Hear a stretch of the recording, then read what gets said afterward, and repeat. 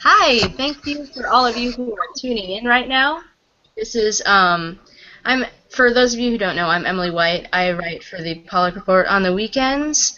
Um, I write a lot about American racing, but I also really fancy international racing too, and I like to talk to people who are pretty knowledgeable about it and get some good conversations going. So, as you might have guessed, today's conversation is going to be about the 1,000 and 2,000 guineas this weekend at Newmarket. We got a lot of great horses that are pointing for this race, and I think it's going to be a real good time and a real good conversation had by all. So joining me today, again, we've got someone we already know, and we've got someone new. We have Jim back. He did Dubai videos for us with me. We had Joe. His computer's broken, so we don't get to see him, which is sad. But we found a new friend.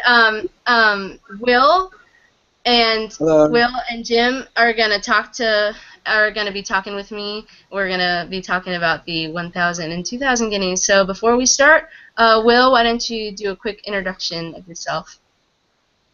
Hello. My name's William Tajani. I write racing previews on my blog, The Big Page, and I also gone into tipping head on. I love all racing from around the world. As you can see from the fact that I'm watching Punch's Tower right now, maybe you can't see that, but trust me, it's on the TV screen. And I'm very excited about this year's 1 in 2,000 guineas, which is very competitive. All right. And Jim, for those people who haven't seen my Dubai videos, why don't you give people a quick introduction for you? Hi, I'm Jim, an absolute fanatic about UK and Irish racing in particular, but taking an interest both in Dubai and more recently in international racing as well. And I'm really intrigued to hear views across the pond around the world on our Guineas, which should make for a great weekend. Emily. All right. Wow. I hope my computer just said I was frozen in a weird face throughout that whole thing. So apologies if you saw my weird face through Jim's whole introduction.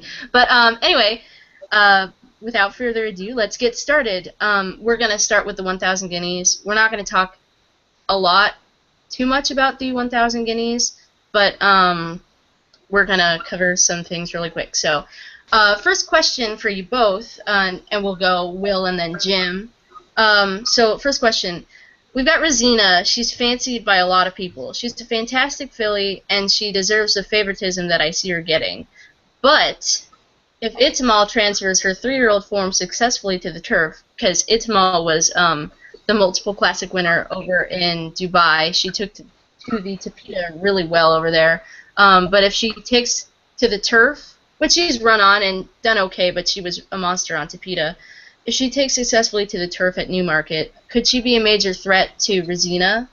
Um, could she challenge Rosina? And maybe what I'm asking is, was it the surface at Dubai that helped her, or the or growing up into a 3-year-old, and as opposed to her 2-year-old form? So, Will, what do you think about Rosina and Itmal?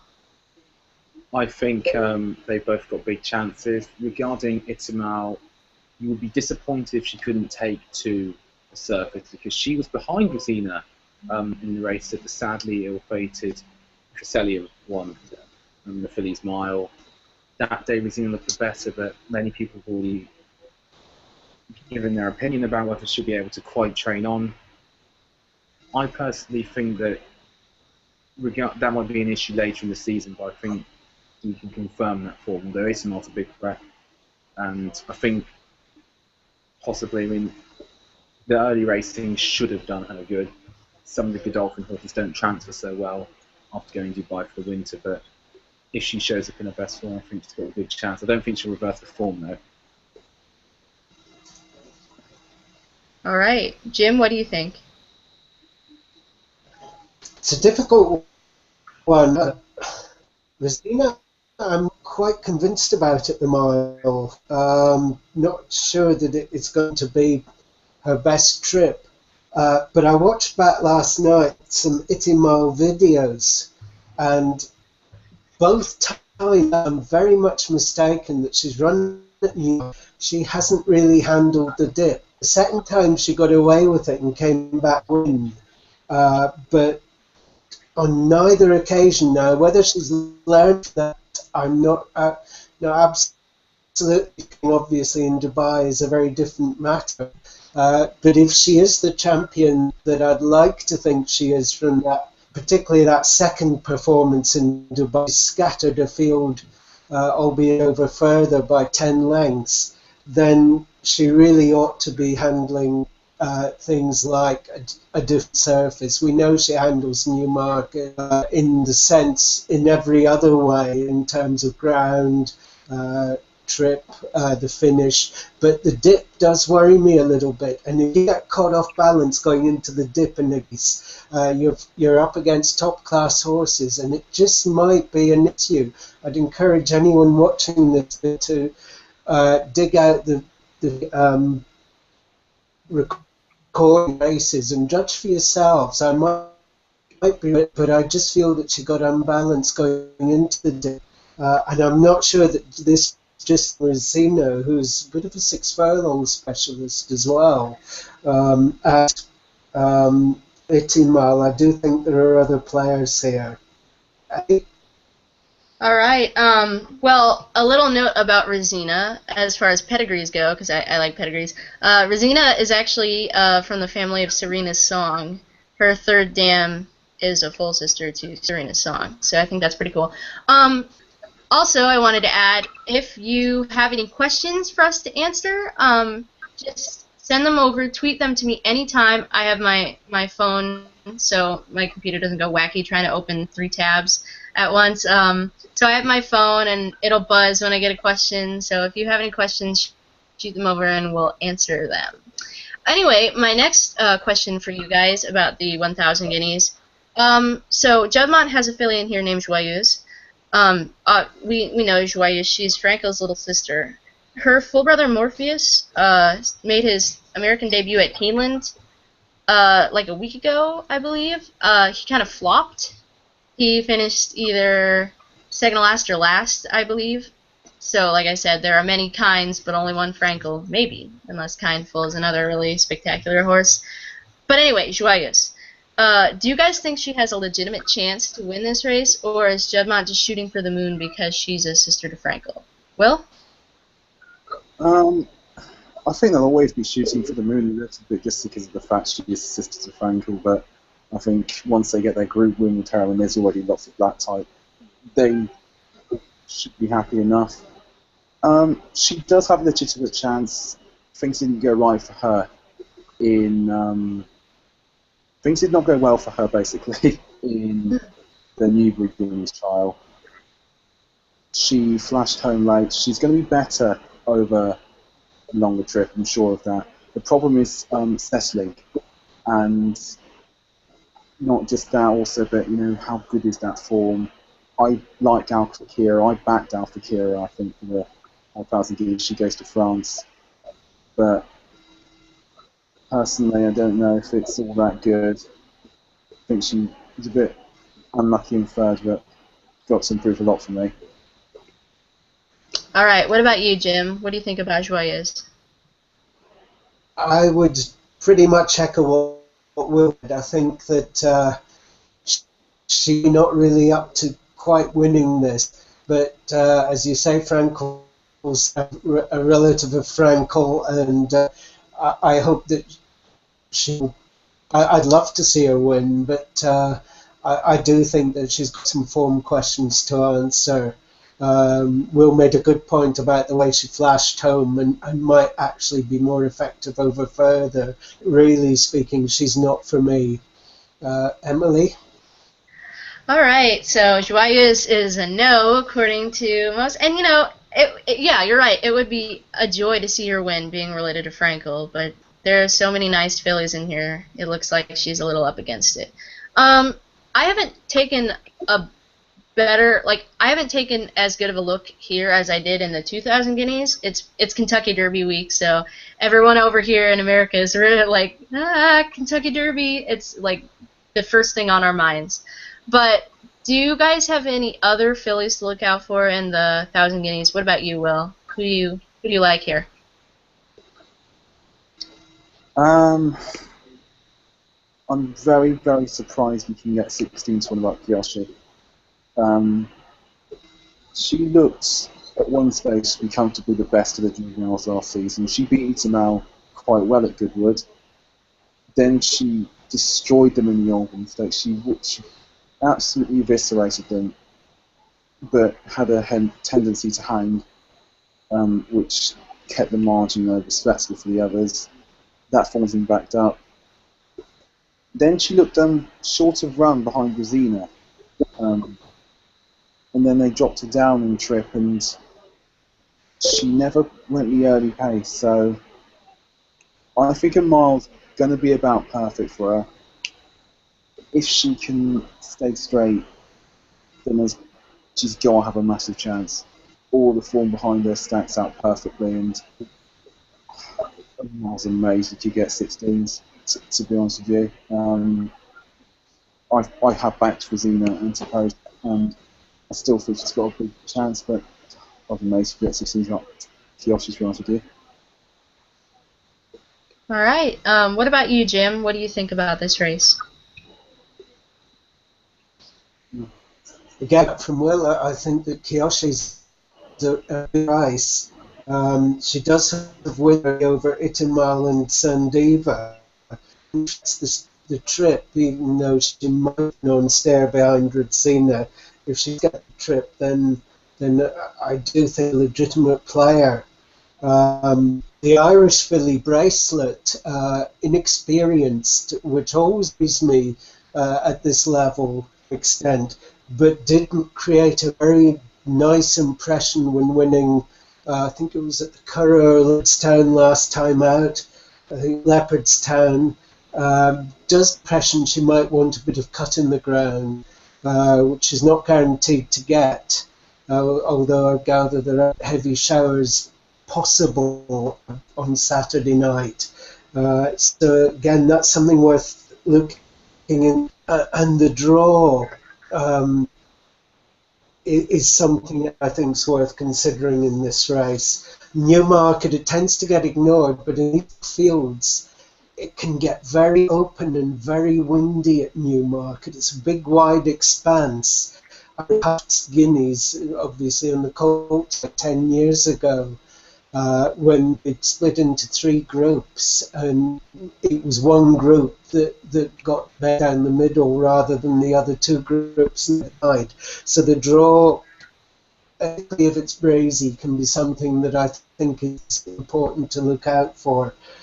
Of the rest, Majeda really a 50 to 1 shot. That's a anyone who wants a speculative play. Run 7 times, so she's got experience. She's quite race hardened. Yes, she was just behind, I think, Sandiva and Nittimal last year, and on paper she's not quite class. But she is a listed winner over a mile, and if you're looking for a horse good price to get in the field, maybe Majeda would be the Godolphin runner. I think would be the one to create a surprise. Just one last thought. When Homecoming Queen, she was the most experienced filly in the field. That was 2 years ago, but there were excuses there. A horse tragically pre-race, and they all had to be taken out and reloaded. But it's the experienced filly who just scattered, spread eagled the field, and that makes me think that again, if you're looking for experience over inexperience, and that's something I'll come on to with Kingman later, incidentally, when we talk about the 2000, experience can play a heck of an important part at the weekend. Emily? All right, so we've got the 1,000 Guineas knocked out pretty well. learned quite a lot from you guys. This is why I like doing these things, because I just get new opinions, and I can look at the race in a different light, a more complete light, so it's all good. Again, if you have questions, give me a ring on Twitter, and I'll be sure to answer them. We'll be sure to answer them for you. All right, we're going to move on from the 1,000 guineas to the 2,000 guineas. Saturday's main event. So we're going to start with the two big favorites here that have ran this season, Kingman and Tourmore. They both put in terrific first-up runs coming into this race. I mean, I watched both races, and I was like, wow, these two are great. But let's not assume that they're going to hit the wire in a dead heat here. Which of those races do you think was better? That's the first part of the question. And then, who do you fancy more going into the Guineas? Will? It's the first question of which race was better is easy. It was almost certainly the Greenham. It was one of the best Greenhams seen for some time, many people remarked, and there still is that feeling about it. But my answer for the second is different. I personally do fancy Tourmore more, but maybe it's just from a betting perspective, because what Kingman did to a very promising horse in Night of Thunder, and a very decent field, which included, amongst others, that Howell. You also have Astaire, and amongst them, between them, two most promising horses of last season, and he eviscerated them by 4.5 lengths, but it could have been any amount Jones would have wanted. You have to fancy him more visually going to this race, but Tourmore only had the 4 to beat last time. It just didn't suit him. I think he wants a very high tempo, high intensity race, and I think he'll go very well on Saturday. All right. Jim, what about you? Tourmore or Kingman for you? That's a vicious question, Emily. Okay, Tourmore's got a verdict over Outstrip at 2, and to me, defied the pedigree somewhat, though you're the expert in pedigree, when winning on reappearance, beating the Great Gatsby over a mile here.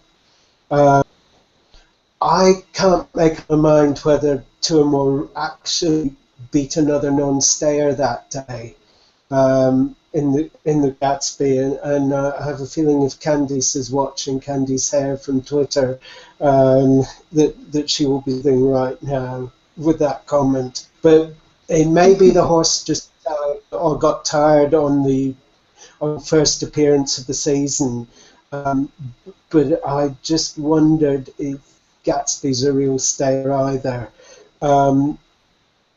Probably is, but Danetime's a sprinter, and Danetime's in the Tourmore pedigree. I have to have my doubts. Kingman bust the clock at Newbury. That was a fantastic performance. It really was electric, exciting. Every inch something that if Frankel could speak to us, I think Frankel would have admired and been proud of. It was a sensational performance. It was only the horse's 3rd career start, and as such,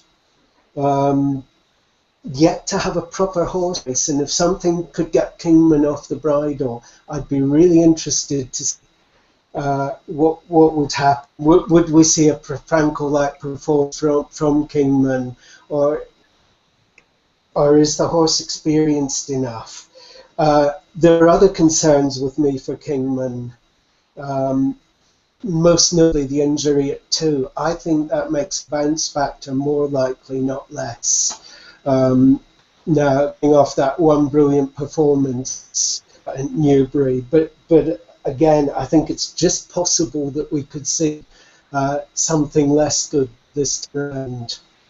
There was something else, if you can spare me a moment, that I had to say about Kingman. I think Kingman is the light winner, but at the price, I have to put the in a little bit out of concerns. Definitely the likeliest. If you're just looking for the winner, then Kingman is the likeliest winner. But there are lots of others to talk about who are serious contenders as well. And those little about Kingman are just my personal thoughts. Emily? All right, and you did mention Candace Hare from Twitter. Candace, I will have to agree. Kingman's performance over Two or More's for me. Kingman was just spectacular. It took my breath away watching it. And I'm quite a Juddmonte. I like Juddmonte a lot, and I like following their horses, and it was good to see Kingman do so well. So anyway, moving on from the two big favorites that put in those good performances earlier, let's talk about Australia. So there's a lot of buzz going on about Australia, including Aidan O'Brien saying something about he's one of the best horses he's ever trained or something like that. Well, he's bred impeccably, but both mom and dad, which are Galileo and Ouija board, were so good going 10 furlongs or longer. Do you guys think he's better suited going here or waiting until the Derby? And even if he's not fully cranked and this is just a prep for the Derby, could he still win here? What do you think, Will? First of all, I'd say I completely agree with you on the Kingman that's set to be a 10 furlongs or more horse. I don't think he lacks speed. Australia.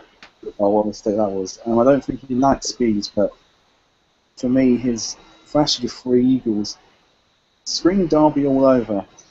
And so his maiden wins, and his pedigree, as you've said, you know better than I. I can't imagine what price it'd be for the Dante, to be honest with you. And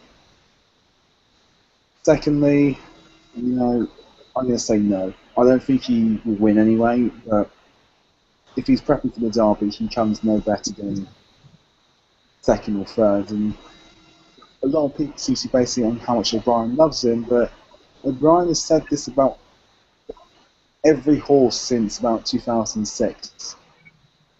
He does it a lot. He does it every year, and he's a genius and a great guy and a great trainer. But nearly every other horse is the best he's ever had, or one of the best he's ever had. And maybe it's just because he trains so many good ones, but he got to take on the merits to me. I can't be having him as a out-and-out miler. All right. Jim, what do you think about Australia? Is it too short for him, or could he win off a class? He's a hype horse, no doubt about it. And it was a good Group 3 that he won at Leopardstown, beating Free Eagle, who was himself a hype horse initially.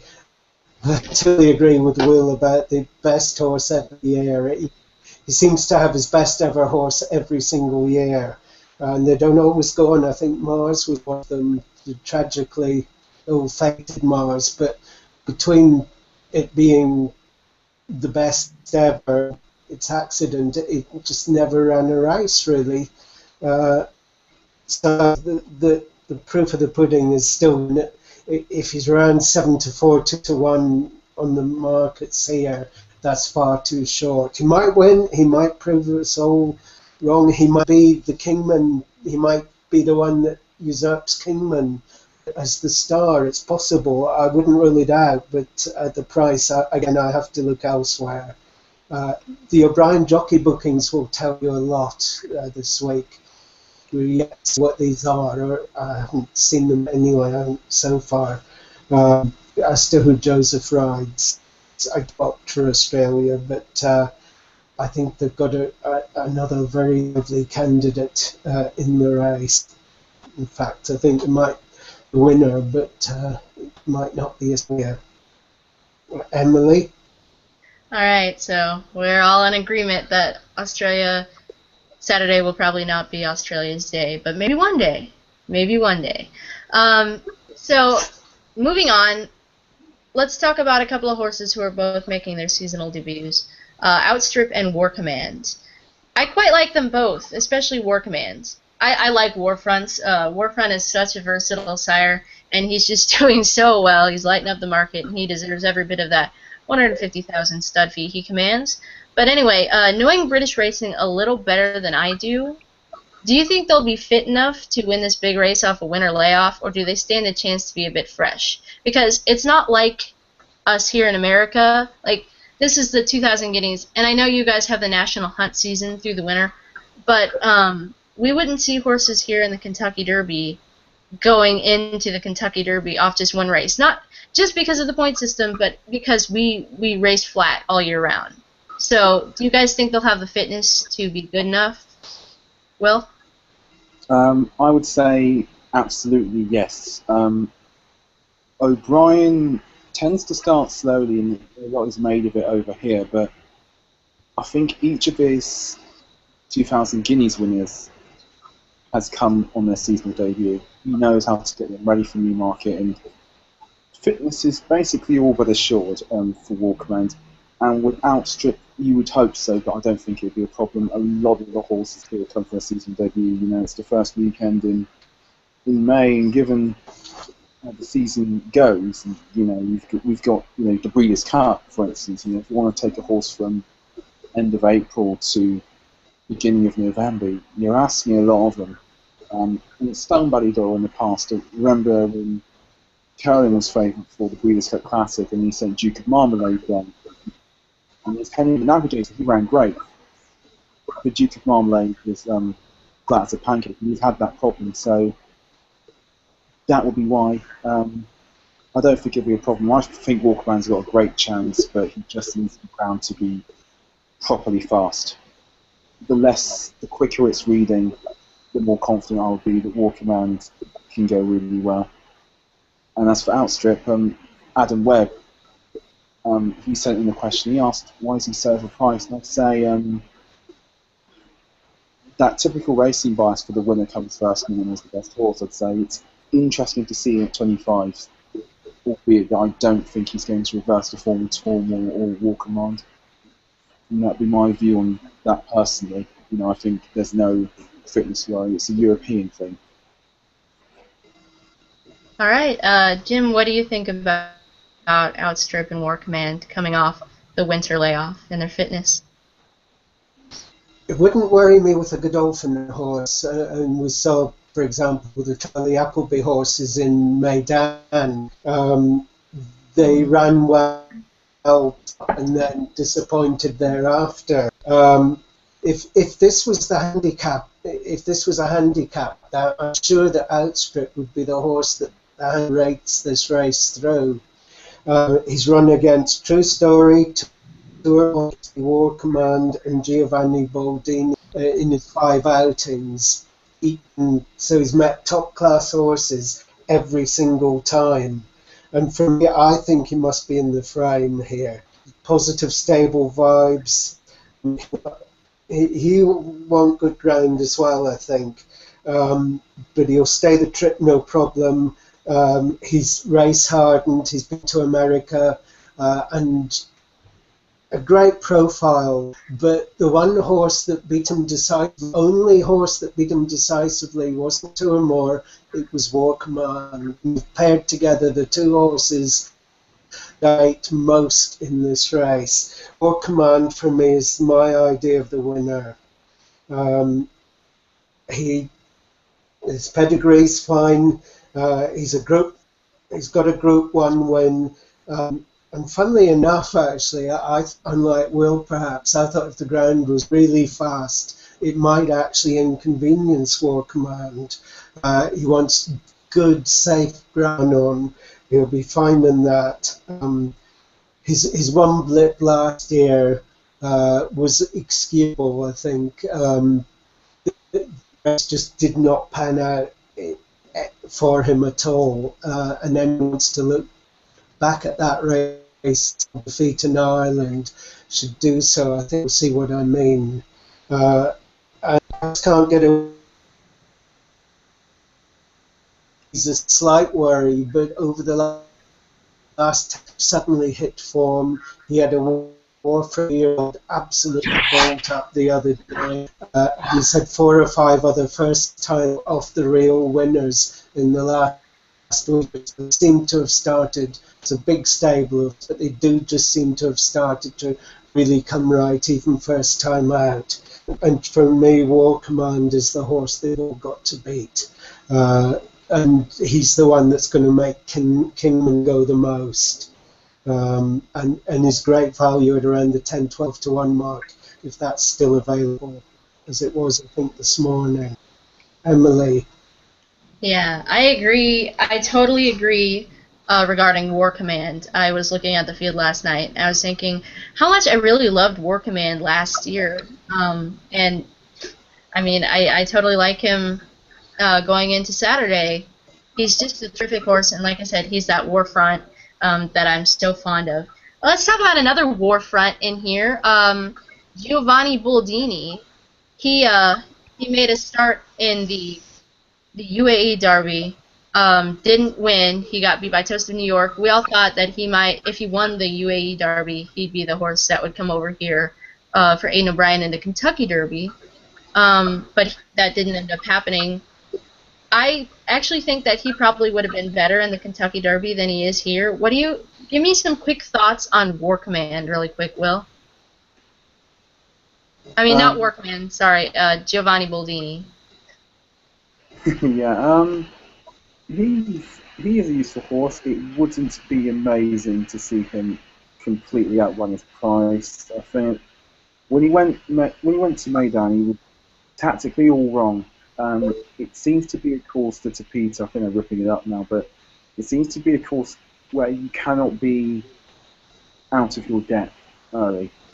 And he was out deep in terms of ground and just could never get into the race. Toast of New York kicked around the bend, he was gone. So it was really kind of not. It was unfortunate he never got the chance to really contest the win. I actually like. He's not a 66-1 shot on all form. He was nailed close home in the Breeders' Cup Juvenile Star. They fought quite highly of him, highly enough for him to pitch him in against Tormore just second time out. I'm convinced he's a better horse now. Having had the benefit of a recent run and doing the best of the Banidor horses when they really were quite behind underlines his natural ability, and it is interesting to see him here. Going from the front would not be a bad option either. It's interesting to see what tactic they'll take. But you could like him a lot at 66 and get a decent run for your money. All right, Jim, do you have any quick thoughts about Giovanni Boldini in this race? I'm not sure why they're running here. Did run well as suggested, but at the Breeders' Cup they had outstrip. Probably third string. I hope he's not in here as a pacemaker for Australia, or indeed War Command. But I'm with you, Emily. Your point about perhaps be better off in Kentucky or contesting race road. I think that's where his future is. Not sure he's quite up to the race, or that it suits well for him. Toast of New York.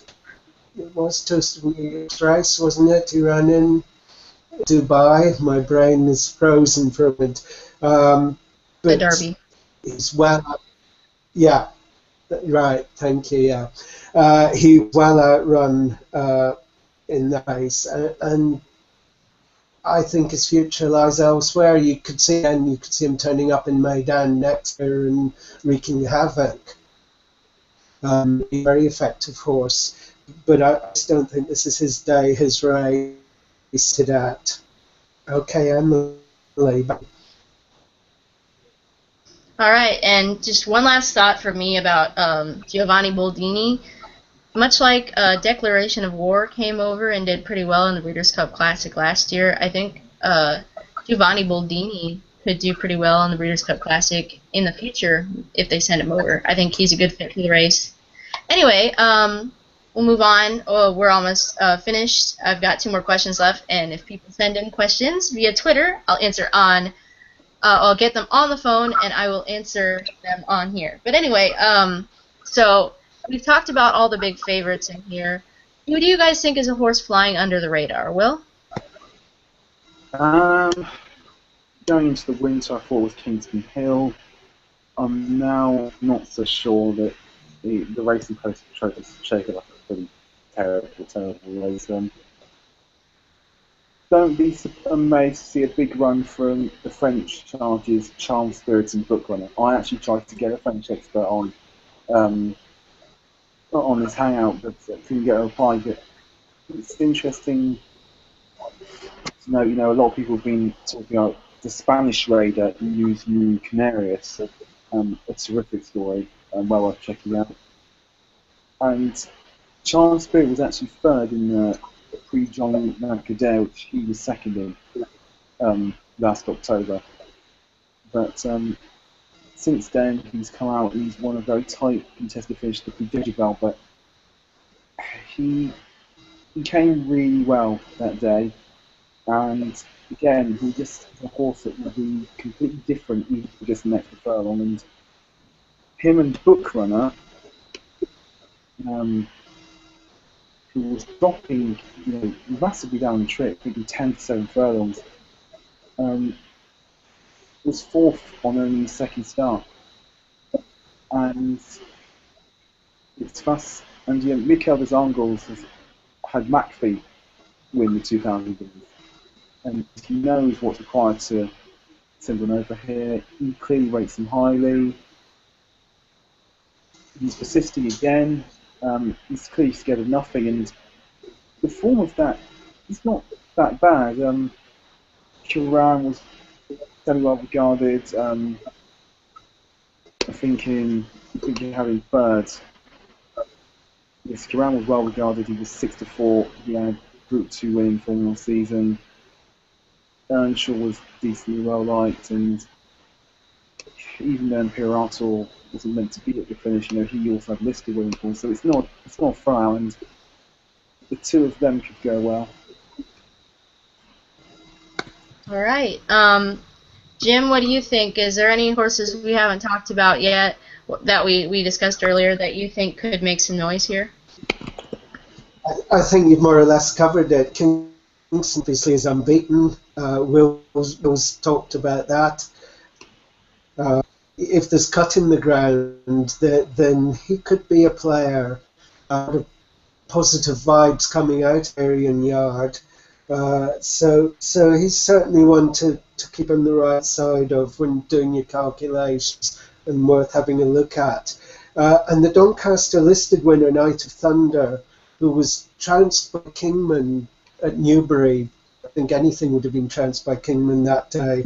But did only go off in 4 for that race. If it's for the run, then I guess a guaranteed stayer and a possibility, but we're not going to get a shock result here. I think that we've covered the main rules, and for me, it's the principles that you've mentioned already, from Kingman through to War Command, Outstrip. These would be the horses that I think most likely to be involved. If Australia had been 10-1, goodness me, dream on. But he's not. He's a ridiculous price in the market. He would have been a dark horse for this, but the price I just can't entertain him at all. So it's back to you, Emily. All right. Well, thinking about horses under the radar, all I could think of doing my research and seeing a familiar name pop up was one thing. I want to say maybe a month or 3 weeks ago, our own Joe D'Souza sent me a direct message saying, "Hey, have you ever heard of a horse named Nuzo Canarias?" And I said, "No." Who is he? Well, he's a Spanish horse pointing for the Guineas, and you might want to take a look at his replays. And so I did. And you know what? There's something about that horse that I kind of like. I have no idea. I watched his race going into this race, I have no idea how that form compares to the form that some of these have been racing against. I don't know if it's better. I don't know if it's worse. All I know is that I was as visually impressed with his win as I was with Tourmore or Kingman's. So, you know, he could finish up the track, and we take a chance on these kind of horses coming in. But maybe the Spanish will have their day in the 2000 Guineas with Nuzo Canarias, and if they do, I have Joe to thank. So anyway, we're going to wrap up, but we'll have one last question. It's kind of a lighter question.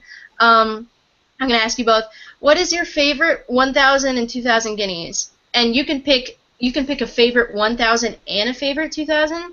You can just pick a favorite over all of those Guineas races. Okay, and why? Why is it your favorite? Will? Wow, that's a serious question, and it's not fair that I've got such a short time to consider it. Everybody would say Frankel for their favourite 2000s, but there have been some pretty incredible 1000s. For the drama of the day and the class of two horses involved, when Henry the Navigator beat New Approach, that was a pretty awesome Guineas, and it was a thrilling battle, thrilling match. Everything you wanted in kind of stretched your horse race, and just photo as well was just the absolute height of tension. An amazing ride from Mercer to get up, and I remember being absolutely astonished that New Approach actually had been beaten.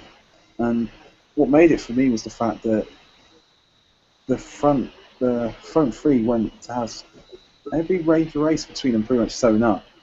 You know, and some Guineas work absolutely terribly, you know, but not this one.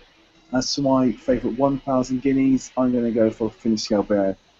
It was an absolute hero of a horse, just putting him away easily under Kevin Manning and for Jim Bolger. Bolger's a legend. So is Kevin Manning, and he was owned by the same people who owned the great jumps horse with Al Eller. And it was wonderful to see. Awesome. Yeah, I remember Henry the Navigator winning. Then he came back and finished ahead of Curlin in the Breeders' Cup Classic, which I was not happy about, and Ravens Pass. But Jim, favorite 1,000, 2,000 Guineas, either or both? Frankel would be a boring but obvious choice. How to get away from that performance that mile in just absolute astounding, took everyone's breath away. But from a personal point of view, I already mentioned I backed it after the Dewhurst at 2-1, so that's a bit of a poor favourite. People rubbished his run in the Dewhurst when he was unlucky. People rubbished his Guineas win, but it was an unusual race, I mentioned. But he went on, proved himself again and again after that. The fillies, well, you're too young, Emily, but Pebbles, you might know the name. She was an absolute hero, not just winning the Guineas, but going across to America and winning there when the British horses did not win there. And she was a globetrotter. She was an absolute heroine, not a hero. I suppose Osho Sharp was on the way. Oh no, we lost Jim. Anyway, those are Jim's picks. Oh no, I feel so bad for leaving him. Let's see if I can invite him back. Oh, I can. Awesome. Anyway, while I'm trying to get Jim back, I will list my favorite. Oh, never mind. He joined back. So my favorite Guineas, and you both mentioned it, and it's kind of cliche or whatever, but my favorite Guineas has to be Frankel. I am a girl, and I cry at everything. I cry at movies, I cry at books, I cry at music, but every time I see Frankel's Guineas, I always end up shedding a tear. Because, oh my gosh, I don't know, when he hits the dip and he's still in front and no one's catching him, I'm just like, wow.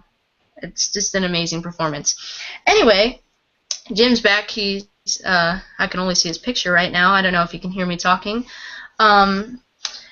People sent me a couple questions. I think they might think that we're talking about the Kentucky Derby, which we're not. But just for kicks and grins, I'll answer their questions. So Beginner's Luck at RHOULE 1515 asked me, who is the early speed going to be Saturday? Everyone can talk about who the early speed in the Kentucky Derby is going to be, but end up being surprised, like Palace Malice going out there with blinkers, completely freaking out and setting that hot pace last year. So I don't know. It could be Wildcat Red. It could be Pablo Del Monte if he draws in. Who knows? And then Alan King at KingAlan68 asked me, does Right on Curlin have the right pedigree to win the Triple Crown? Whoa, let's not talk Triple Crown. I mean, he does have the right pedigree to win the Triple Crown. He's bred quite stoutly, but will he be good enough? Triple Crown talk is crazy, even with a horse like California Chrome. So he's got a great pedigree, but yeah, let's keep Triple Crown talk out of it until we have a horse win the first 2 legs. Anyway, Jim, are you around? Can you hear me? It'll be sad if you can't. But anyway, he gave us, if he's not around, he gave us a lot of really, really great feedback on the races, and for that we thank him immensely. He did such a good job with Maidan helping us out, and he's just a wonderful person to have on the show. And Will did a superb job on his first show, so thank you for coming on and giving us your thoughts. Yep. Anyway, so for those of you who tuned in, thank you so much for watching, and I hope you enjoy this terrific, terrific weekend of racing coming up, and I hope you back some winners, and I hope we helped you steer your way towards a winner on Saturday. Thank you for watching. I'm going to sign off now. Bye.